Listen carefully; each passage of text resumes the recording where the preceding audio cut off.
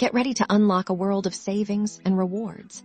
Activating your new Costco Citi card online is a breeze.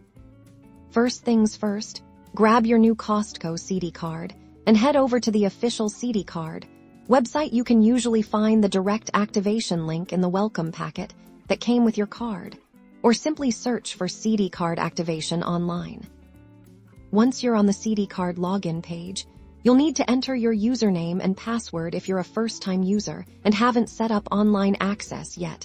Look for a link that says Set up online access or Register now. After successfully logging in, you'll be prompted to enter your new Costco Citi card information. This typically includes your 16-digit card number, the expiration date, and the 3-digit security code found on the back of your card. Carefully review the details you've entered to ensure accuracy. Once you're confident, click that Activate Card button. You should then see a confirmation message letting you know your card is now active and ready to go.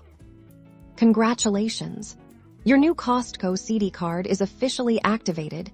Now you can start enjoying all the fantastic benefits, like earning valuable cash back on your Costco purchases and taking advantage of exclusive deals. Happy shopping!